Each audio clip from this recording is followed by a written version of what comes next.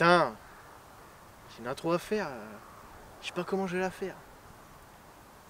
Parce que je me suis dit, je pourrais faire ça, puis finalement, non, alors je pourrais faire un plan. Non, c'est chaud. Qu'est-ce que je pourrais faire? Oh, sinon, ouais, sinon c'est YouTube, on s'en bat les couilles, on pète le plan comme ça, puis... Ouais, vas-y, on dit qu'on fait ça. Hey, salut, c'est Maître Renard. Aujourd'hui, on va essayer mon américaine.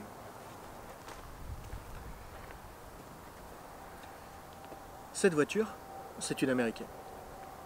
Enfin, je sais que c'est pas ce qui est marqué sur la calandre, c'est pas ce qui est marqué sur le coffre. Ces cons-là l'ont même écrit sur le côté. Et sur le volant. Mais si, sur les vitres il y a marqué GM, sur la plaque moteur il y a marqué GM, sur le châssis il y a marqué GM, c'est une General Motors et je t'emmerde, ok? T'arrêtes de me casser les couilles, je te dis que c'est une américaine. Je sais, c'est marqué Opel, mais c'est une américaine, bordel de merde! Après, si tu veux quand même te la péter que t'as une américaine, tu prends ton petit pied de biche, tu fais sauter tous les logos Opel un par un, tu mets des logos Chevrolet à la place, tu dis que c'est une Chevrolet Chevette, et puis bah, t'auras une américaine. Après, les gens vont te demander pourquoi tu allais la chercher au Brésil. Mais bon, bah, je vais pas te tenir par la main, tu te débrouilles avec ton mensonge, quoi.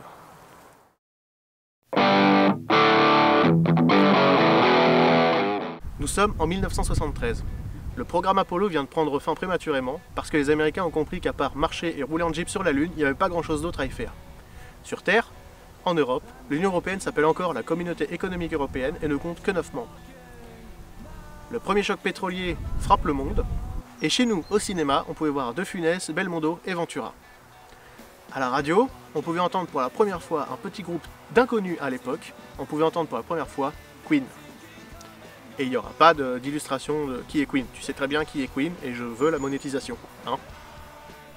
C'est dans ce contexte qu'Opel sort sa Kadett C. Elle succède à la Kadett B, puis sera remplacée en 1979 par la Kadett D. Oui, ils se sont pas emmerdés pour les noms. Elle était proposée avec deux motorisations 4 vitesses 4 cylindres en ligne atmosphérique de 1 litre et 1 litre 2, de respectivement 42 et 52 chevaux, plus en France une version 1 litre 2 S de 60 chevaux.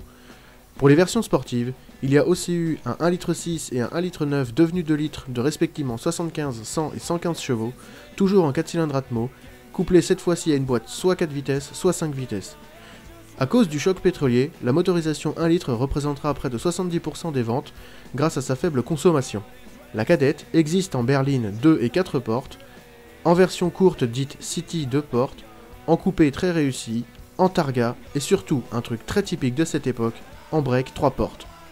Oui, parce que dans les années 70, on a fait un truc, le break 3 portes, qu'on a appelé le break de chasse.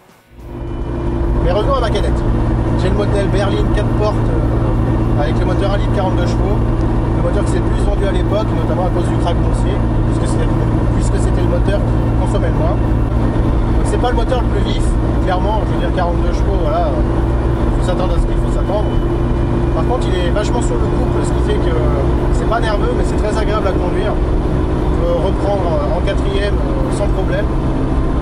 Mais il ne faut pas s'attendre dans des accélérations fulgurantes, il ne faut pas s'attendre, voilà. Après sur le moteur, je te dis qu'il a que 42 chevaux, mais quand tu es à 2 dans la bagnole, dans une côte comme ça, l'aiguille elle monte hein, si tu appuies sur la pédale. Il ne faut pas être plus que 2. Après il ne faut pas trop lui en demander, hein. Ça plafonne à 140, c'est tout. La voiture a été un petit peu customisée, et je suis pas un kéké, hein. C'est du tuning d'époque. Ça fait de moi un amateur de vintage. Je te vois là, tu juges. Dessus j'ai des jantes Gotti en 13 pouces avec des pneus un peu plus larges que l'origine.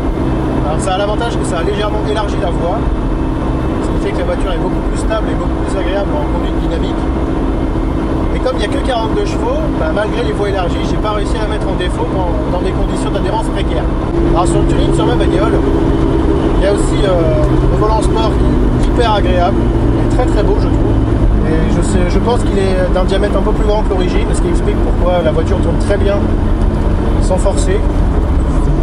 On a l'ancien propriétaire qui a peint le capot en noir, que personnellement j'aime beaucoup mais qui ne fait pas l'unanimité dans mes avis. Alors sur la voiture on a aussi l'ancien propriétaire qui a supprimé la boîte air au profit d'un filtreur camembert. C'est censé donner plus de watts, mais je je t'avoue que moi j'ai surtout l'impression que c'est esthétique parce que si j'ai plus de watts, je dois avoir un cheval. Un demi peut-être, un poney. Non, mais sinon, pour lui donner un look un peu plus cool à ma voiture, j'ai aussi enlevé les pare-chocs d'origine chromés. Et ça a aussi l'avantage que comme ils sont tout en acier, et ben, j'ai gagné plus de 15 kg sur la balance, ce qui n'est pas négligeable sur une voiture de cette génération. Parce qu'ils pèsent leur poids les salauds. Alors le châssis quant à lui d'origine, il est très ferme, sans être dur. Et du coup c'est très agréable parce que tu peux passer sur des dodanes sans être trop secoué et pour autant la voiture ne tangue pas comme c'est pas permis dans les virages. Du coup au niveau dynamique c'est très plaisant. Et le dernier point par contre sur cette voiture c'est le freinage. Là le freinage c'est comment dire, c'est d'époque. C'est-à-dire que quand tu appuies sur la pédale de frein, c'est comme sur la pédale d'accélérateur. Faut pas avoir peur d'appuyer à fond pour avoir du résultat. C'est-à-dire que la mâchoire de mémé avec son dentier, là, il y a probablement plus de force dedans que dans l'étrier de frein. Donc c'est très mou, il n'y a pas d'attaque, c'est spongieux. Il faut anticiper quoi. Après je suis pas en train de te dire que ça freine pas non plus. Si tu freines, ça freine. Mais clairement on est loin de ce qu'on fait aujourd'hui. Là c'est comme à la poste, faut pas être pressé quoi.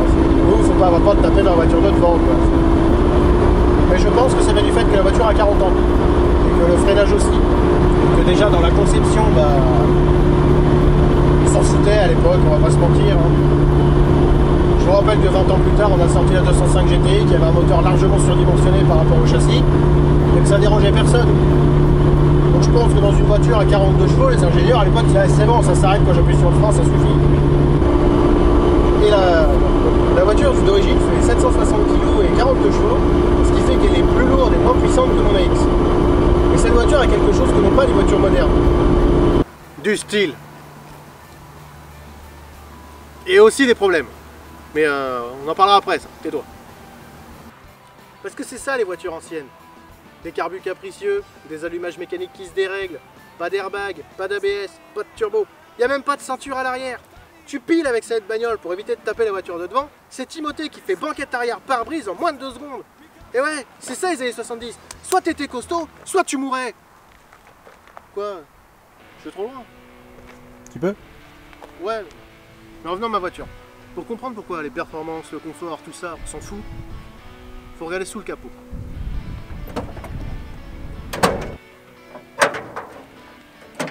En fait, c'est très simple.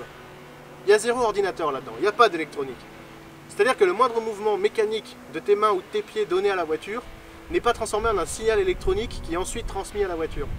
Et c'est cette connexion directe entre le pilote et la voiture qui fait le charme de conduire une ancienne. C'est quelque chose que les voitures modernes, de par leur conception blindée d'électronique, ne pourront jamais faire. C'est ce qui fait qu'elles ont perdu ce charme de les conduire. Comme elles sont capables de corriger tout ce que tu fais sans même que tu le saches, du coup ça devient aussi kiffant de les conduire que d'envoyer un SMS avec le dernier iPhone. En fait, si tu préfères, c'est comme jouer d'un instrument de musique. Tu peux demander à n'importe quel musicien confirmé, entre jouer sur un clavier électronique ou composer de la musique sur un ordinateur et jouer sur un vrai clavier sur lequel tu sens le marteau qui tape la corde sous chaque touche, c'est exactement ça qu'on est une voiture ancienne. C'est que tu sens la mécanique qu'il y a derrière les commandes. Une voiture ancienne, ça vit, ça vibre, ça bouge. Des fois, ça fait des bruits bizarres. Mais c'est pas grave, ça roule. Et c'est ça le plus important. Ouais, en fait, je viens de me rendre compte, mais j'ai acheté un accordéon. Bon après là, tu vois, je pourrais trouver les métaphores que je veux, je pourrais te montrer autant d'images que je veux. Tant que tu n'auras pas essayé toi-même, tu comprendras pas. C'est pour ça que je t'invite fortement à essayer n'importe quelle voiture ancienne que tu as à disposition. Même si c'est la vieille 205 pourrie de grand-père, on s'en fout. Essaye, tu verras. Alors maintenant, on va venir à un point qui est assez important lorsqu'on achète une voiture ancienne. C'est que j'ai acheté ma Kadett il y a 6000 km et dessus, j'ai déjà eu à réaliser un changement de l'alternateur et de la batterie, un changement de l'allumage, un changement de la bobine. J'ai dû refaire une partie du faisceau électrique, j'ai dû fabriquer une pièce pour la pompe de lave-glace, et enfin j'ai dû refaire un joint de culasse 3 fois en 2 semaines, à cause de joints de culasse de bien piètre qualité. Du coup, j'ai passé autant de temps avec les mains sous le capot qu'au volant, et c'est pour ça que si jamais tu as envie de t'acheter une voiture de collection, je te conseille fortement d'avoir d'abord une voiture bien plus fiable pour aller au travail. Il y a une dernière spécificité sur laquelle je voudrais revenir sur cette voiture, c'est que le pédalier est un peu particulier. En effet, il y a 4 pédales. Accélérateur, frein, embrayage et la fameuse pompe de lave-glace. Le truc le plus kiffant avec une voiture de collection... C'est quand tu l'achètes? Non. Quand tu la vends? Non. Quand elle démarre. Bon, aussi, mais c'est pas de ça dont je veux parler.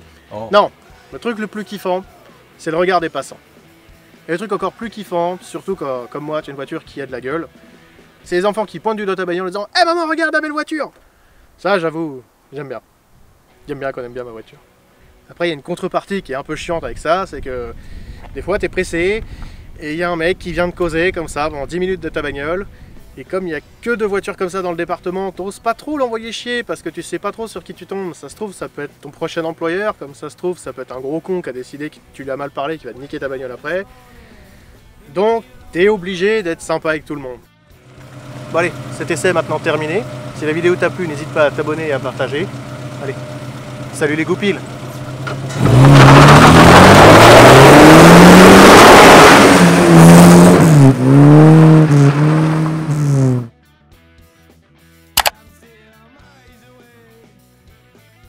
T'aurais eu ma tronche mon gars, ça c'est ça.